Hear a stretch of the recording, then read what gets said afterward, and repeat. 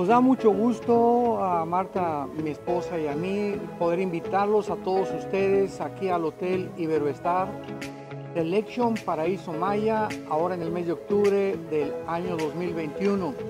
Es un nuevo hotel que vamos a disfrutar muchísimo porque no se imaginan la calidad de los alimentos, las habitaciones y todo. Y sobre todo que vamos a través de la Biblia poder continuar compartiendo el alimento espiritual que necesitamos como matrimonios y familias. Así es, estamos bien emocionados por este cambio. Estamos estrenando hotel que está increíble, como dice Armando. Y también los años anteriores hemos sido testigos de los increíbles testimonios de matrimonios renovados, restaurados. Y estamos seguros que este año no va a ser la excepción. Así es que te animamos a que ya te puedas inscribir desde ahora para este 2021, que va a ser algo increíble. Estamos en nuevos comienzos y eso va a suceder con tu matrimonio. Así es que aquí los esperamos. Los esperamos.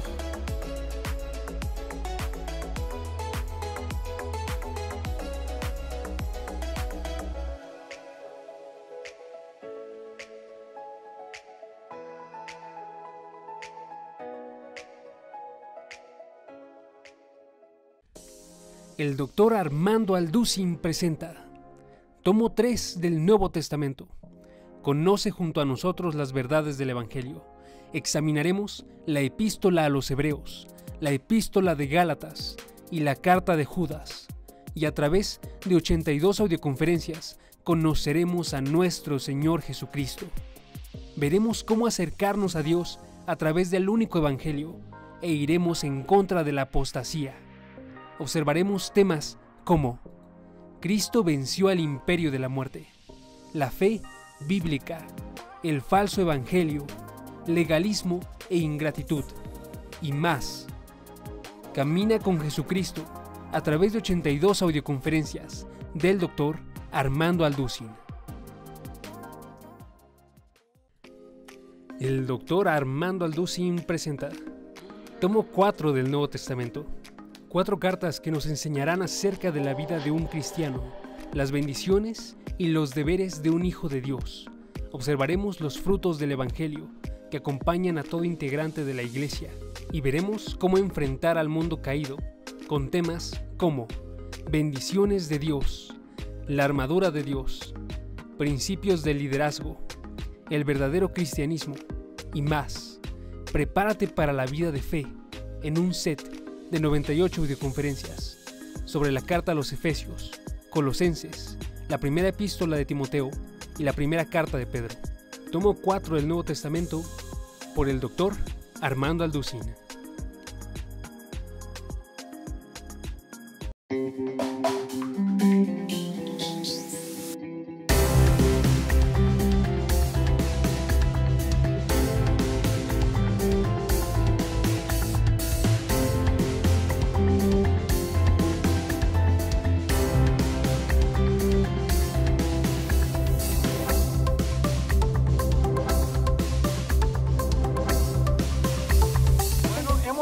Iniciado una serie nueva.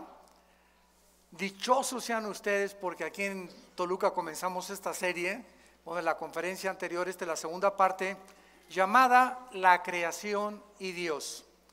Esta serie va a cubrir, y no se pierdan todas las demás que vamos a ir compartiendo. Se los digo sinceramente y con todo mi corazón, es una de las series más profundas que yo he compartido o que voy a compartir en las iglesias después de 41 años de ministerio.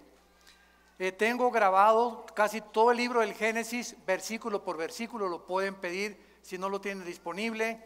Tenemos Números, Éxodo, he grabado todo el Apocalipsis, las 100 conferencias de Apocalipsis.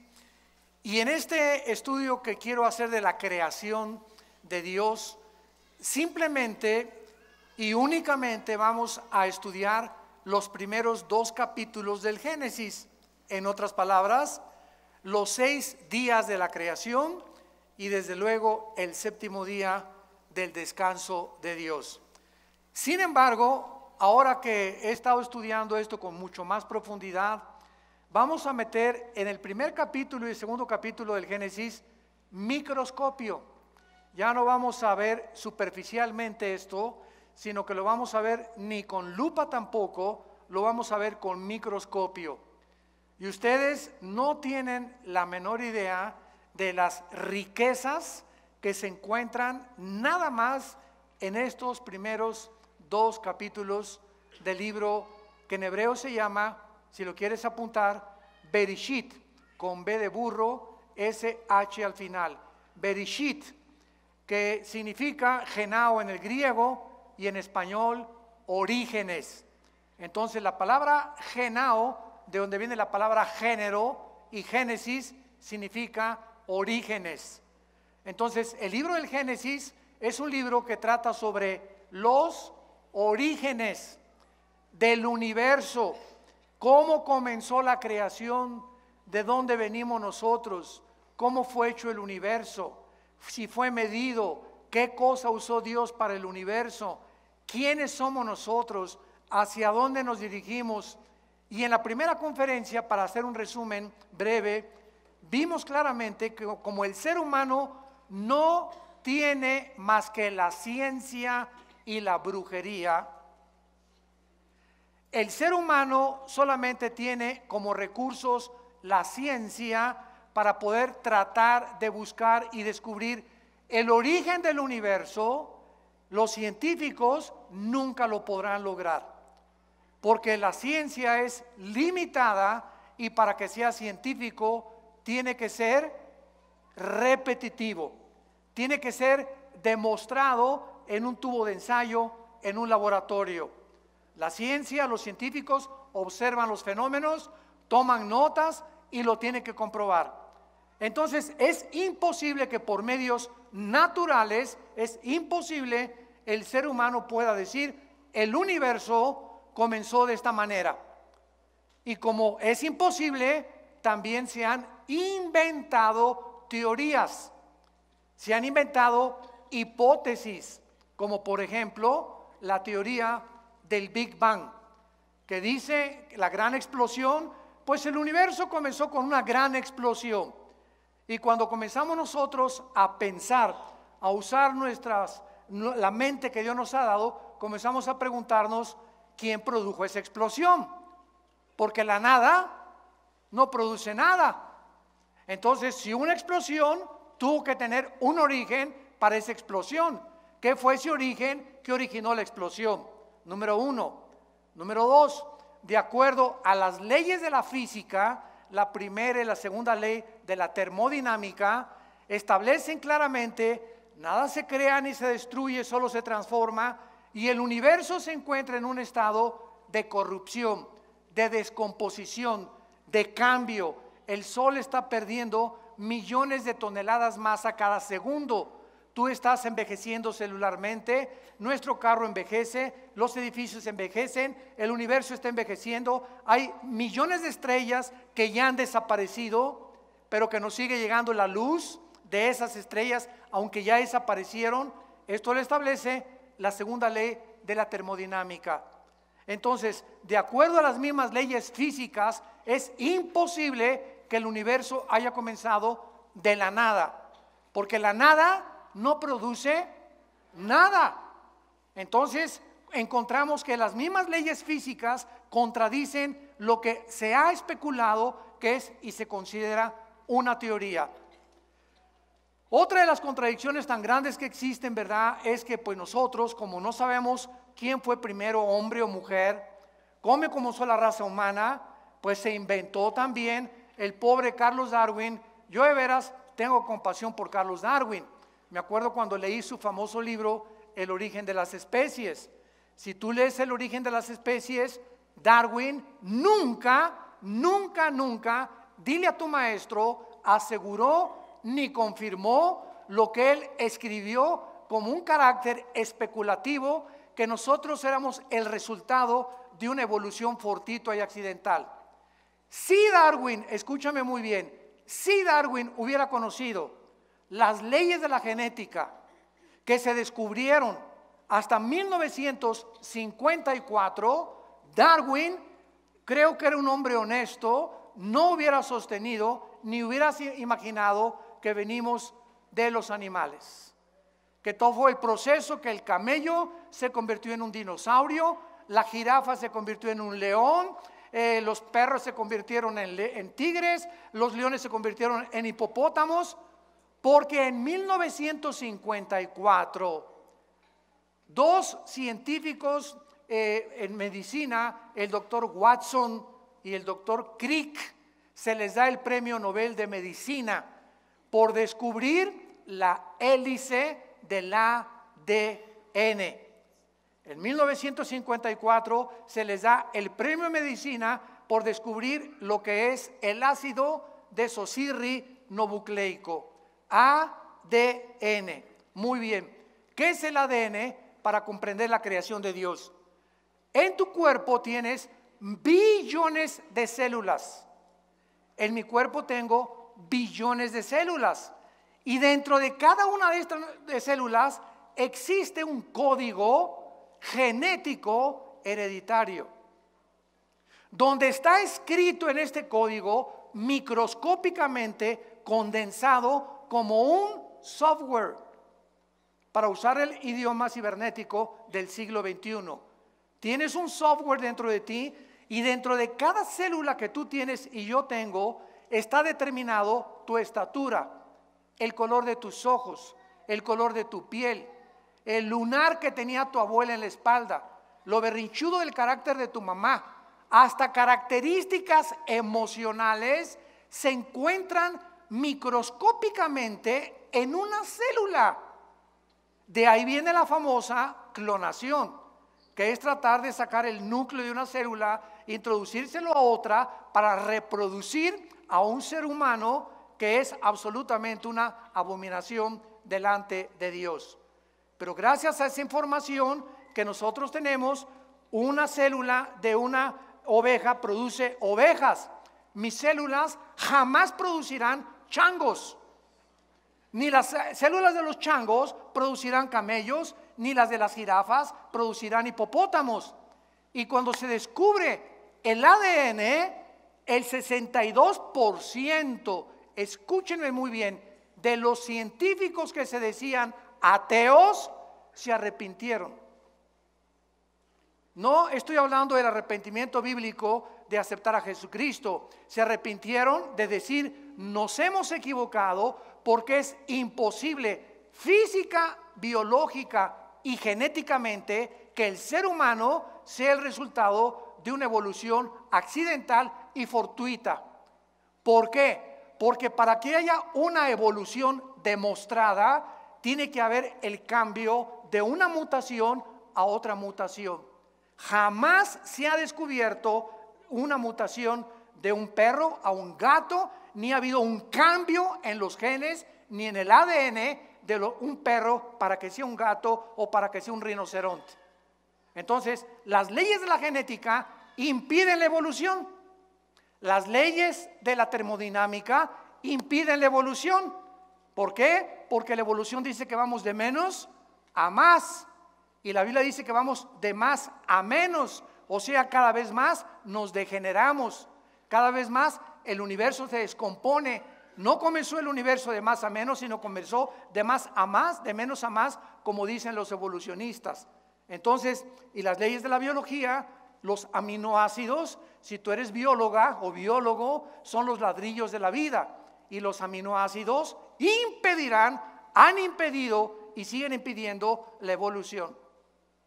Entonces nos encontramos con científicos que se enfrentan a la misma ciencia, a la biología, a la física y a la genética, que los arrinconan, pero que mantienen su posición intelectual por la soberbia, por no querer reconocer las mismas evidencias que la misma ciencia nos está ofreciendo, y Dios ha permitido que se descubran todas estas cosas científicas y tecnológicas para que el ser humano en el siglo que vivamos no tenga excusa de su ateísmo, de su escepticismo o de su ateísmo, ¿verdad? Porque ya un ateo no puede decir, como dijo Carlos Sagan, el astrónomo ateo del siglo XX cuando murió, es que si Dios nos diera más evidencias de que Él existe, yo creería en Dios por el amor de Dios, Carlos Sagan, no sabemos dónde se encuentra, ya se murió, pero por favor, la genética te demostró casi 50 años antes de que tú murieras que es imposible que el ser humano sea creado o el proceso de una evolución. Entonces la ciencia pues no ha podido regresar y explicarnos eso, y tenemos otro recurso secular que es la brujería, el ocultismo, los magos, los astrólogos. Es que si yo soy Géminis, pues tú eres Virgo, no nos llevamos, y de alguna manera mis horóscopos me dicen que hoy no compro y no compro. Hemos llegado, teniendo una mente y una razón que Dios nos usó, que Dios nos dio para usarla, hemos llegado a comportarnos como seres irracionales. ¿Cómo es posible que siendo racionales lleguemos a creer que la luna y el sol y Júpiter y la posición de los astros determinen mi conducta? O sea, somos personas determinadas, no autodeterminadas, sujetos a la influencia de los astros. Imagínense a dónde hemos llegado diciendo que somos sabios, se han convertido en necios. ¿Y todo por qué? Porque estamos buscando de dónde venimos. ¿Hay un propósito para vivir? ¿Hay una razón para vivir? ¿Realmente por qué existo? ¿De dónde vengo? Otra de las más grandes abominaciones del siglo XXI es el famoso transgénero. ¿Qué dice la genética? Por el amor de Dios, vamos a cerrar la Biblia. Vamos a las leyes de la biología, que las mujeres tienen 2 cromosomas XX, el hombre tiene XY. Cuando mi papá se reunió con mi mamá para parirme, el cromosoma Y de mi papá fertilizó el óvulo de mi mamá X y nací varón. Y todos los que somos varones tenemos un cromosoma que las mujeres no tienen. Y cuando tú eres mujer es porque tu papá, cuando tuvo relaciones con tu mamá, el cromosoma X de tu papá fertilizó el X de tu mamá y naciste mujer, naciste princesa y reina. ¿Cómo que no? ¿De dónde venimos? Estamos en el siglo XX, damas y caballeros, y se está enseñando que si un niño se quiere vestir de princesa y una niña se quiere vestir de soldado y de Rambo, les demos oportunidad porque tienen el derecho, imagínense, tienen el derecho de escoger su género cuando lo que determina nuestro género es la biología. Tú eres hombre por las cromosomas que tienes y tú eres mujer por las cromosomas que tienes. Así nos diseñó Dios. Entonces, si tú quieres cambiar tu papel o los elementos cromosómicos de tu naturaleza, ¿qué estás haciendo? Atentando contra la naturaleza. Dejemos al lado la Biblia. Estás rechazando las leyes naturales por las cuales tú fuiste creado y naciste. Y tratando de cambiar tu identidad. Por eso el 63% de las personas que han querido operarse y volverse mujeres u hombres se han suicidado. ¿Me escucharon? El 62%, damas y caballeros, de los que han querido cambiarse el transgénero se suicidan. No soportan después tener otra identidad, se engañaron completamente. Y hay una lucha emocional y mental impresionante. Porque dentro de tu alma tú sabes que eres hombre, tú sabes que eres mujer y quieres cambiar eso. Chocas contra la naturaleza y viene un problema mental. De ahí viene lo que clasificaron los psicólogos como múltiples desórdenes de la personalidad, esquizofrenia, sociopatías, psicosis, paranoias, que son únicamente problemas mentales que los seres humanos se han provocado por luchar contra la naturaleza y contra las leyes de Dios. Jesús vino a darnos vida y vida en abundancia. Jesús vino a alumbrarnos y a mostrarnos que no venimos de la nada, que fuimos creados a su imagen y semejanza, que somos agentes morales responsables de nuestras acciones y que si nosotros le escuchamos y le obedecemos, vamos a conocer el significado verdadero de vivir. Abran sus Biblias los que la traigan. En el libro de Job, capítulo 38, y vamos a ver nosotros que hace más de aproximadamente 5,000 años, porque el libro de Job es tan antiguo como el libro del Génesis.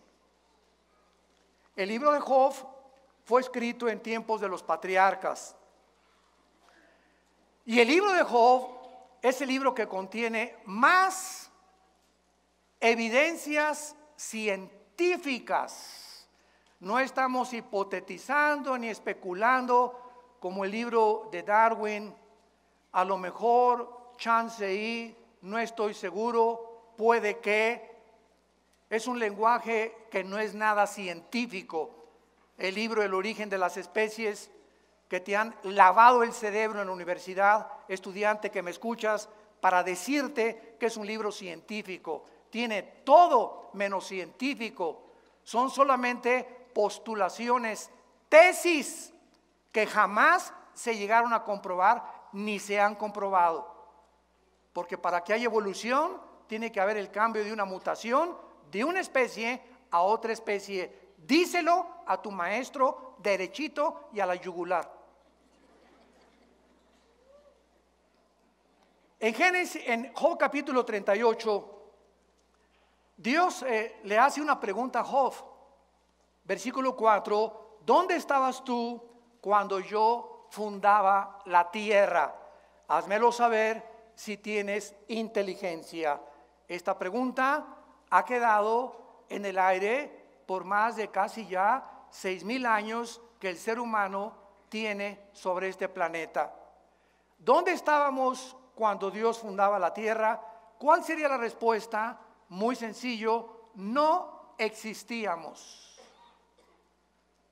Porque antes de que nosotros fuéramos creados, lo vamos a ir viendo con mucha profundidad, este planeta, la tierra, ya estaba habitada antes que nosotros. No por seres humanos, sino por ángeles.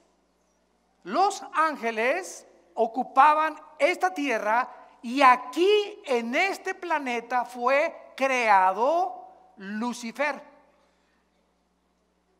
Y cuando hablamos de ángeles, quiero volver otra vez a repetirlo, la creación de Dios en la Biblia es serafines que están arriba del trono de Dios, querubines que están junto a Dios guardando su santidad, y vamos a explicar todo esto detenidamente, y los ángeles son otras entidades espirituales, porque la palabra Malek en el hebreo, con K al final, y angelus en el griego significa mensajeros. Entonces, los querubines no son ángeles, los serafines no son ángeles, son otra especie de creación espiritual de Dios. Cuando me preguntan, ¿usted cree que el universo está poblado por seres de otros planetas? La respuesta es claro, amén y amén, pero no por marcianos, ni jupiterianos, ni mercurianos, sino que el universo, lo dice la Biblia, está poblado por millones de millones de millones de ángeles en otras galaxias. Y el centro, el núcleo de todo el universo y el sistema solar donde nosotros vivimos, el centro del universo es este minúsculo planeta que se llama Tierra. ¿Lo podrías tú creer? Que hay estrellas que son 1,000,000 de veces, escucha lo que te digo, más grandes que el Sol. Para que tengas una idea, el Sol es 1,000,000 de veces más grande que la Tierra. O sea, dentro del Sol cabrían 1,000,000 de planetas Tierra. Para que tengas idea de la grandeza del Sol. Y hay estrellas 1,000,000 de veces más grandes que el mismo Sol. Y la Tierra, este minúsculo y aparentemente inofensivo y completamente marginado planeta, de los más chiquitos que hay, ahí escogió Dios venir a tener el inicio de la creación por lo cual la Biblia comienza en Génesis 1:1, en el principio Dios creó los cielos y Marte. ¿Dice eso? Dios creó los cielos y el objeto de la reflexión de Dios y el objeto a donde Dios nos quiere llevar es mostrarnos desde el principio de la Biblia que este planeta no solamente es especial, sino, escúchame bien, en los próximos años, este planeta, Dios que habita ahorita en el tercer cielo, va a bajar como cuando estuvo en el huerto del Edén. Adán y Eva caminaban con Dios en el huerto del Edén. Dios caminaba con ellos en el huerto del Edén. Dios como forma humana caminaba con ellos y platicaba con ellos. Y cuando vino el pecado, Dios nos dejó a nosotros, perdimos la espiritualidad y cuando recibimos a Cristo la recobramos. Pero este planeta, cuando Jesús venga, se convierte en el trono de Dios del universo. La ciudad de Jerusalén será la ciudad que Dios escogió en su soberanía, por lo cual Lucifer, Satanás, el adversario de Dios y de nuestras almas, está ocupadísimo en tratar de destruir a la nación de Israel. Pero como la mayor parte del mundo, periodistas, conductores, analistas políticos, científicos, están ciegos a este libro, a la Biblia, y no ven más allá de lo que la Biblia dice, no entienden el conflicto espiritual que la Biblia nos muestra de por qué Hitler, los nazis, los quisieron destruir.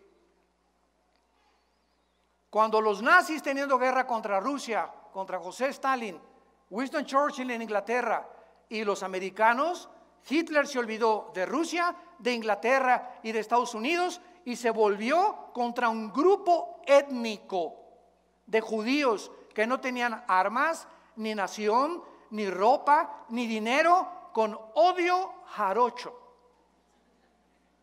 Y los escritores, se leen como 8 biografías de los nazis y de escritores que no se explican por qué Hitler odiaba y se olvidó de la misma guerra que tenía con sus verdaderos enemigos para concentrarse en acabar con este grupo étnico a través de campos de concentración y matarlos de hambre, ahogarlos en el gas. ¿Por qué? No le hacían nada. Todo el mundo se pregunta, pero ¿cuál era el enemigo que él podía percibir o vislumbrar con los judíos? Solo la Biblia lo explica. Y por eso actualmente Jerusalén sigue siendo el centro de ataques del mundo entero, de todos sus enemigos alrededor, de destruirlo, echar al Mediterráneo, y nadie ha podido, desde 1948 que se establecieron como nación libre, soberana e independiente, nadie ha podido sacarlos de su tierra, porque así lo dice la palabra de Dios. ¿Y saben por qué es este odio? Porque Lucifer sabe, Satanás sabe que cuando Cristo regrese por nosotros, Jerusalén se convierte en la ciudad y el trono de Dios. Es el miedo que él tiene de que se le acabó su reinado en este planeta Tierra. Por eso el odio que él tiene contra la raza judía. Pero este es otro tema que podemos abordar en otras conferencias. Muy bien. Y aparte aquí en Job capítulo 38, el capítulo que abrimos, después de que Dios le pregunta a Job que dónde estaba, y Dios cuando hace una pregunta, su sabiduría se encuentra detrás de los cuestionamientos que nos hace para ubicarnos en la perspectiva en la que debemos estar ubicados. Ninguno de nosotros existía cuando Dios fundó el universo. ¿Cuál es el resultado? Que como no existíamos, es imposible que podamos nosotros, por medio de nuestra sabiduría, investigación científica, poder llegar a poder concluir el universo comenzó así y así y así. Tenemos aproximadamente en la ciencia 96 métodos científicos para poder deducir o investigar el origen o el tiempo de las cosas que existen. O, por ejemplo, vas a la escuela y te dicen, el universo tiene, o la Tierra tiene 13 billones de años, o 15 billones de años. Cuando un científico te dice, o un libro de astronomía te dice que la Tierra tiene 13 billones de años, pregúntate de dónde sacaron esa cantidad de años. Yo te voy a responder. De los 96 métodos científicos que existen, hay 3 que están usando que se llama, 1, el carbono 14, 2, el potasio argón y 3, la radiactividad. Muy bien, el carbono 14, que es el más aproximado para poder averiguar la edad de un fósil, de una piedra, es aproximadamente con un margen de error de 2 a 3 billones de años. O sea, ninguno de los métodos científicos son exactos, son aproximados. Muy bien, si los científicos dicen que a través de los métodos que la geología ha podido investigar, la Tierra tiene 13 a 15 billones de años, ¿no contradice la Biblia? ¿Por qué no la contradice? Porque la Biblia no dice cuántos años tiene la Tierra cuando fue fundada. Y yo creo que la Tierra tiene, el planeta Tierra tiene billones de años. Estoy de acuerdo con eso. El ser humano tiene 6,000 años de historia. Eso es lo único que es dogmático. El ser humano no tiene más de 6,000 años viviendo en este planeta. ¿Cómo lo sabemos? Por las genealogías que existen desde el libro de Adán hasta el Apocalipsis. Cuando Cristo vino y apareció en el mundo, lean ustedes Lucas y Mateo y van a encontrar hijo de tal, hijo de tal, hijo de tal, hijo de tal, hijo de tal, hijo de Abraham, hijo de Adán, hijo de Adán, hijo de tal, hijo de José, hijo de María, Jesús. Yo me preguntaba cuando estudiaba teología, ¿por qué Dios nos permite todos? A mí qué me importa hijo de quién, ¿verdad? Para acabar pronto, a la mexicana, ¿no? Bueno, y a mí, digo, ¿cuál es el propósito, no? ¿Por qué la Biblia nos pone la genealogía o la descendencia de Jesús desde Adán y desde Abraham?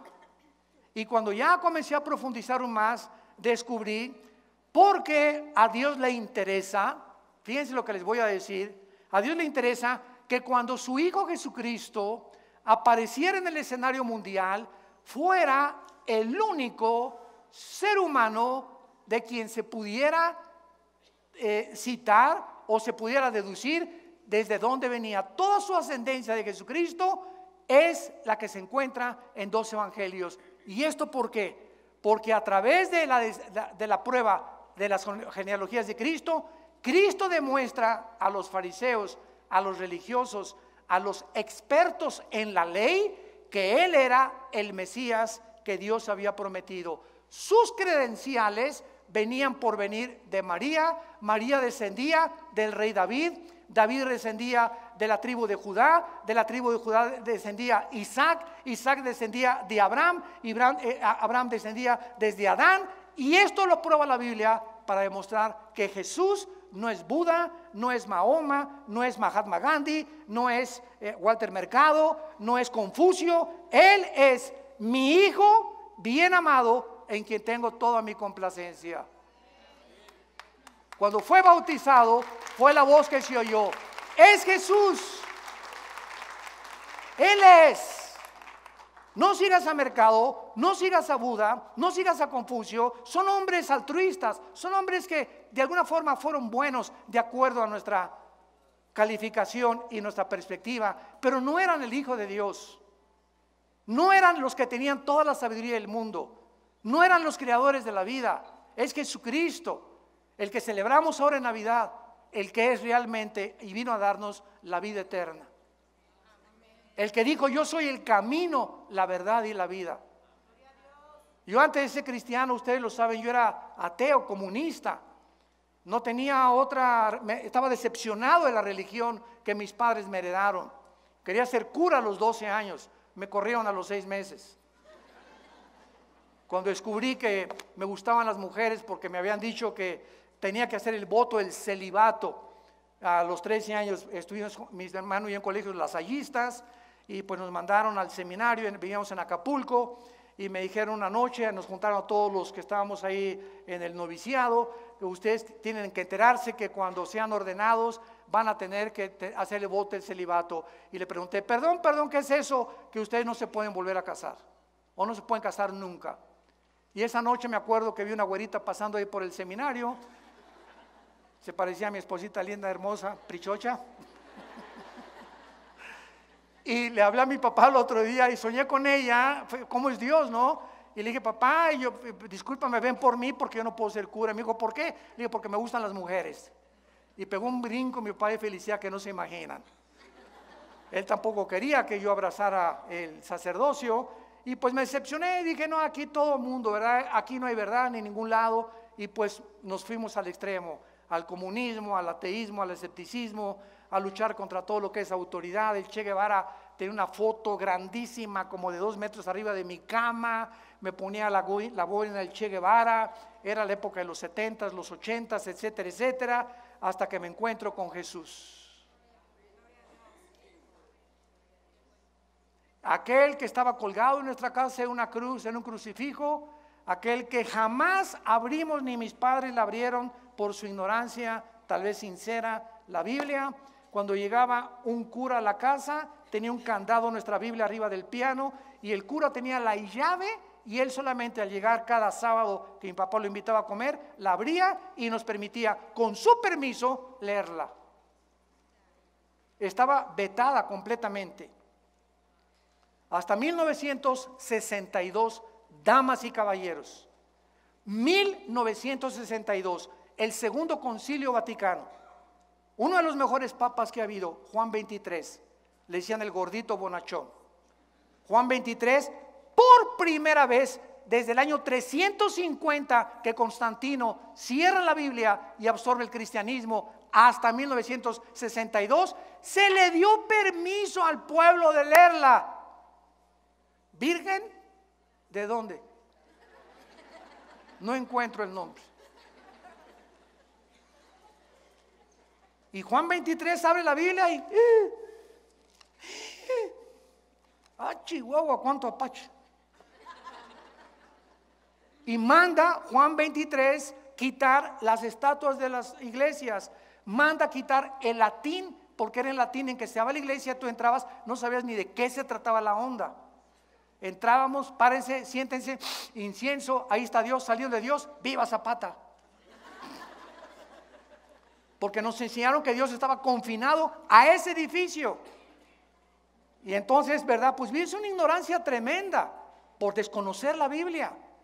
Hasta que cuando mi hermano a mis 25 años me comenzó a hablar de Jesús y me dio el Evangelio de San Juan, no se imaginan, bueno, fue una revolución en mi vida. Porque yo le pedía al Dios que yo no sabía que existía, sabía que si había alguien, yo quería saber quién eres tú, y le gritaba en las noches, ¿dónde estás? Si existes, dime quién eres tú, y voy a creer en ti. Y cuando mi hermano me dice, es Jesús el que tú estás buscando, y encontré el final de mi búsqueda, supe que había llegado al final de mi camino. Era el final de mi camino anterior y el principio de una nueva vida en Cristo Jesús. Muy bien. Dice aquí en el libro de Job que acabamos nosotros de abrir ahorita, que no solamente Dios hizo estas preguntas que no tienen respuesta desde la perspectiva humana, sino que también dice Dios y le pregunta, vean ustedes los signos de interrogación, versículo 5, Job 38. La segunda pregunta es, ¿quién ordenó sus medidas si lo sabes? ¿O quién extendió sobre ellas cordel? Esto es interesantísimo porque el planeta Tierra tiene peculiaridades que permiten y facilitan la vida humana y la vida de los animales, de los peces y de las aves, gracias a las medidas que tiene, a la distancia que tiene del Sol y al movimiento que tiene sobre su eje de rotación y de traslación alrededor del Sol. Escuchen esto, de acuerdo a los astrónomos y a los científicos, la Tierra tiene una inclinación exacta de 23 grados y medio. la Tierra tuviera 1 grado a la derecha, 1 grado a la izquierda, se congelarían los polos. No habría vida, no sería posible la vida. Al mismo tiempo la Tierra tiene un movimiento sobre su eje de 24 horas. Y al mismo tiempo que la Tierra gira uniformemente 24 horas, ahorita estamos moviendo, si no lo sentimos, por las fuerzas centrípetas y las fuerzas nucleares y las fuerzas que existen cósmicas, no sabemos que está moviéndose la Tierra, pero estamos girando en la Tierra, se traslada alrededor del Sol en diferentes distancias. Esto hace la primavera, el verano, el otoño y el invierno. Mientras más lejos del Sol, invierno, más cerca del Sol, los veranos. Toda esta secuencia de estaciones de la distancia del Sol le hacen preguntarle a los astrofísicos y a los físicos matemáticos las siguientes preguntas. En la física hay una ley que se llama la ley de la velocidad y de la fuerza. ¿Qué quiero decir? Si yo tengo una canica ahorita y le hago a la canica así, le estoy aplicando una fuerza determinada. Esta fuerza que le aplica a la canica impulsa a la canica a que viaje determinada distancia, pero ¿qué pasa? Se tiene que parar, ¿correcto? Porque es la fuerza que le apliqué. La velocidad es proporcional a la fuerza que le apliqué. Agarras una flecha y le disparas a la flecha y le aplicas la fuerza del arco, la flecha sale ¡rum! Pero la flecha tiene que ser una parábola y caer, porque hasta ahí llegó la fuerza que el arco le aplicó. Aprietas una pistola y la pólvora hace que la bala salga disparada, no importa cuántos kilómetros, la bala tiene forzosamente que caer, porque es la fuerza que la pólvora le aplicó. Muy bien, si esta ley es constante y no puede ser violada, la pregunta a los físicos y a los astrofísicos es la siguiente: ¿quién le hizo así a la Tierra? Señores físicos que nos acompañan, por favor, pues las fuerzas del universo, no solamente la Tierra tiene un movimiento de algo invisible que la hace moverse, sino que su velocidad no la ha perdido. Esto viola la física. Mantiene uniforme su velocidad y alrededor del Sol, además de eso. Increíble. Bueno, si esto es increíble, en el mundo macroscópico, agarremos un microscopio electrónico y veamos la materia. Y vamos a encontrar aquí en este púlpito y en un pedazo de madera y en cualquier cosa que tenga formados átomos, que en el mundo microscópico lo que hace la cohesión, yo puedo agarrar mi mano ahorita y le hago así y me la rompo, no la atravieso porque los átomos de mi mano son más gruesos que la composición atómica que tiene este vinil o este púlpito o el cemento o la forma de materia que quieras, y encontramos electrones, protones, neutrones girando a una velocidad increíble en el mundo microscópico alrededor del átomo, y eso es lo que facilita la materia, la cohesión de la materia. ¿Quién les hizo así a los átomos? Y a los electrones para que dieran otra vueltecita, y a los neutrones para que giraran de esta manera alrededor del átomo. ¿Quién da esa velocidad? ¿Quién sostiene esto? Por el amor de Dios, Jesús, María y el borrito que los acompaña. Estamos tan ciegos al mundo y el universo que nos rodea, como dice el Salmo 14, el necio dice en su corazón, no hay Dios. Creemos que nosotros tenemos respuestas a todo. ¿Dónde estabas tú cuando Dios fundó el universo? Cabeza de chinche, cerebro de caracol que tenemos comparado con la grandeza del Dios de la Biblia. Y dice la Biblia, ¿quién ordenó sus medidas? ¿Quién extendió sobre ellas cordel? ¿Sobre qué están fundadas sus basas? Versículo 7. Y aquí nos dice, Job 38:7, que los ángeles ya vivían cuando Dios estaba formando la tierra, dándole sus medidas como un arquitecto soberano del universo, como el legislador cósmico de las leyes morales. Los ángeles ya estaban con él, viendo antes de que tú y que yo naciera, los ángeles ya existían. Cuando alababan las estrellas del alba y se regocijaban los hijos de Dios. La frase, Ben Elohim, Ben con B grande, Elohim, que se tradujo hijos de Dios, aparece solo 6 veces en el Antiguo Testamento, y las 6 veces se refiere a los ángeles. Los hijos de Dios antes del Nuevo Testamento no existían. Ahorita los hijos de Dios somos nosotros y tenemos una familia en el cielo que son los ángeles. Dios tiene 2 familias, la familia del cielo y la familia de la tierra, que somos la iglesia. Y algún día nosotros, increíble, 1 Corintios capítulo 6 del 3 al 4, nosotros vamos a juzgar a los ángeles que se rebelaron contra él y Lucifer en el día del juicio. Nosotros vamos a ser el gran jurado, pero también es otro tema que no vamos a tener tiempo de abordar. Muy bien, ahora bien, veamos esto. Dios, cuando creó el universo, lo creó con leyes físicas cósmicas.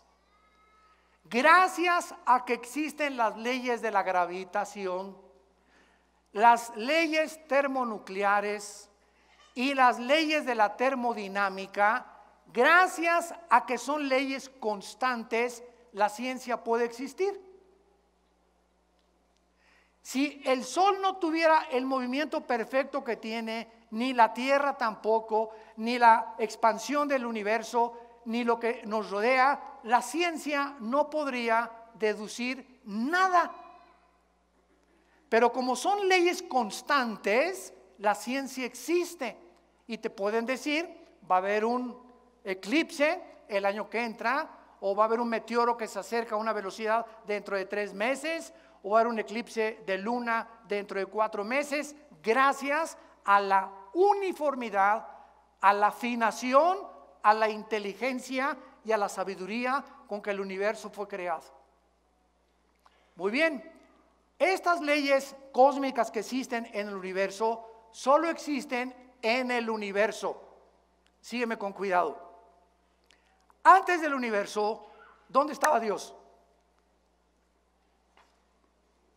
Yo veo así mucho humo que sale por allá.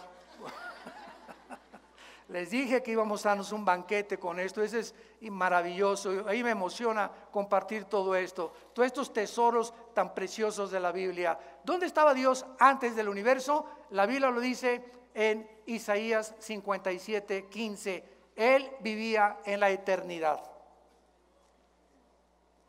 Vamos a ver, ¿qué es la eternidad?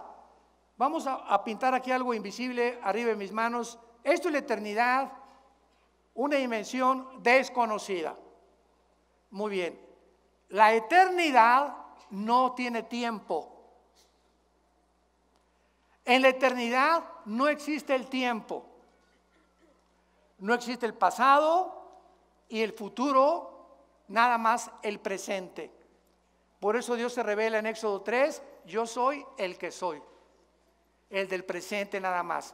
En la eternidad no existe el tiempo como nosotros. Cuando Dios dice, en el principio Dios creó los cielos y la tierra, sígame con mucho cuidado, Dios en la eternidad mete un principio y un final que ya no pertenece a la eternidad, sino al primero, segundo y tercer cielo. Los 3 cielos que menciona 2 Corintios 12, 2 y 3 no existían cuando Dios vivía en la eternidad, ni cuando Dios no había creado el universo. Era el Padre, el Hijo y el Espíritu Santo, nada más. Entonces Dios inicia el universo con un tiempo. En el principio, cuando dice, en el principio Dios creó los cielos y la tierra, en ese principio vino a la existencia la materia, el tiempo y el espacio. Pertenecen al principio del tiempo y vamos a tener un final. Ahora bien, nosotros los seres humanos estamos encerrados encerrados en un universo de 4 dimensiones: alto, bajo, ancho. Y Alberto Einstein, 1943, concluye y postula su famosa fórmula E igual a mc al cuadrado, que significa la energía es igual a la masa por la velocidad de la luz al cuadrado, y se establece el tiempo física, astronómica y científicamente como la 4ª dimensión. Y ahora el mundo científico acepta que el tiempo forma parte de las 4 dimensiones donde tú y yo vivimos. Pero como Dios es eterno, Él está fuera del tiempo, ¿correcto? Él está fuera de nuestras dimensiones, porque estas 4 dimensiones no existen en la eternidad. Y esta es la razón por la cual este libro que tengo en mis manos, señores ateos, escépticos y agnósticos que nos visitan, este libro que tengo en mis manos es un libro hiperdimensional. ¿Qué quiere usted decir? Lean Apocalipsis. ¿Cuándo fue escrito Apocalipsis? ¿Hace 2000 años? ¿No? ¿Verdad? ¿O no? No se queden callados, échenme porras, hombre. No me dejen solo. Claro que sí, fue escrito hace 2000 años por el apóstol Juan. Y el apóstol Juan hace 2000 años es sacado de su cuerpo y trasladado en el tiempo 2000 años y escribe hace 2000 años lo que ya sucedió y lo que no ha sucedido. Juan escribe y vi al anticristo y vi al falso profeta y cayeron las trompetas, y él escribe en el Apocalipsis todo como si ya hubiera sucedido, porque él lo vio. Pero al mismo tiempo lo que él escribe antes y en el futuro no ha sucedido en el presente. ¿Cómo te explicas eso? Esto es lo que significa la hiperdimensionalidad. Como Dios es y trasciende todo, para Dios 1000 años es un día es 1000 años para Dios. El tiempo para Dios no existe como existe para todos nosotros. Otro ejemplo, si tú fueras una mosca, ¿sabes cuánto tiempo vivirías? 24 horas.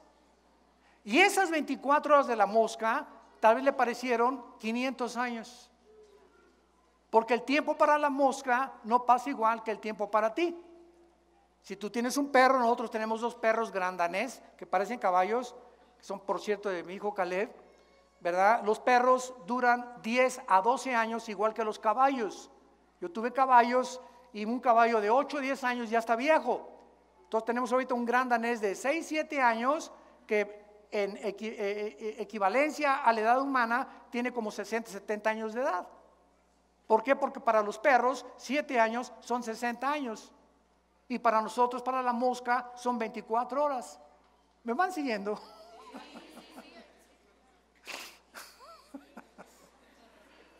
O aterrizamos. Ya no sé, Señor, ayúdanos. Yo le pido a Dios que me ayude a poder explicar todo esto. Y a veces no hay las suficientes palabras para poder explicarlo. Pero en 2 o 3 años lo vas a entender. Muy bien, entonces el tiempo no existe en la eternidad porque es otra dimensión. Y Dios, para Él 1000 años es un día es como 1000 años. Para la mosca son 24 horas, que a lo mejor son 500 años. Para los animales, perros y caballos que tienen el mismo tiempo también es lo mismo. El que más dura es la ballena, por ejemplo. La ballena puede durar 80, 100 años, una ballena. Entonces así todos los animales tienen su dimensión. Los peces en el agua tienen también su dimensión, y ellos viven en una dimensión donde ellos no creen que existe nuestra dimensión, y nosotros los estamos viendo todos los días. Y los peces completamente, ¿verdad?, inadvertidos, inconscientes de que hay otro mundo. Si se preguntara un pececito al otro: hola, ¿cómo estás? Y no hay, no, pues nada más aquí estamos nosotros. Ahí viene la ballena, ahí viene el tiburón. Pero nunca se van a imaginar que hay otra dimensión fuera del agua, que somos nosotros y que los observamos. Así muchas veces nosotros somos como los peces, que estamos en un mundo cerrado y tenemos gente que nos está observando, que son los ángeles. Dice 1 Pedro capítulo 1 que los ángeles se asoman desde la dimensión donde están viéndonos y aprendiendo la multiforme, dice Efesios 3, la multiforme gracia y sabiduría de Dios. Los mismos ángeles están aprendiendo de todos nosotros. Y yo quiero solamente terminar con esto y recordarte que cuando Dios nos da vida, al aceptar a su Hijo Jesucristo, ¿qué clase de vida nos da? Vida eterna o vida temporal. No, ¿verdad? Ok, ahora entiendes que cuando Jesús dice, en mí está la vida y esta es la vida eterna, que te conozcan a ti, Juan 17:3, me está diciendo que cuando yo recibo a Jesucristo, recibo una vida que yo no tenía antes de nacer.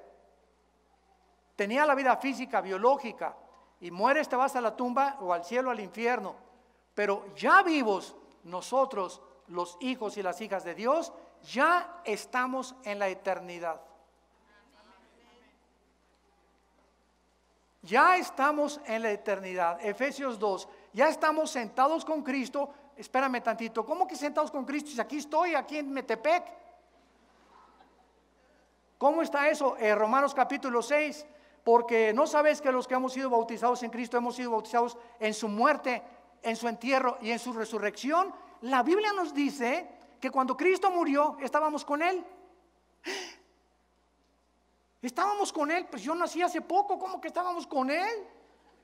En la eternidad y en la perspectiva divina, cuando tú recibes a Cristo, y yo estaba con Cristo, cuando Cristo muere en la cruz, morimos con Él, somos enterrados con Él, y cuando Cristo resucitó, nosotros resucitamos y ya estamos sentados con Él. ¿Capiche? En otras palabras, tenemos los cristianos la posición que tenemos en el cielo y la posición experimental. Experimentalmente estamos en un mundo, estamos sufriendo, avanzando hacia el futuro. Un futuro que ya está escrito. Un futuro donde Jesús dice yo soy el alfa y el omega. Un futuro donde ya se nos garantiza que vamos a llegar y que vamos a reinar con Él. Y mientras yo tenga esta capacidad de poder entender esto, voy a motivarme a ser fiel hasta la muerte.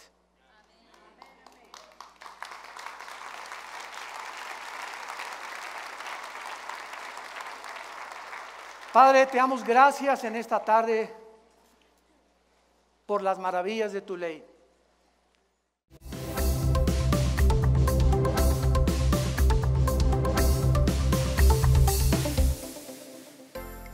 Vida Nueva para el Mundo se sostiene y propaga el mensaje de salvación de Jesucristo gracias a Dios y a tus donativos. Llevemos juntos el Evangelio de Jesucristo al mundo entero.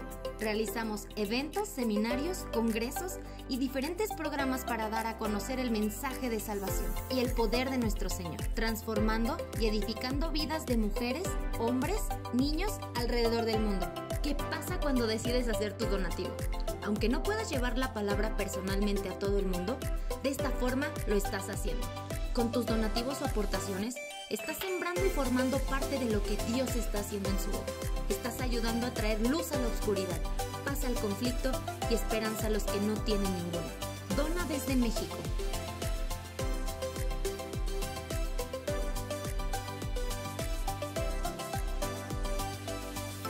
Dona desde Estados Unidos.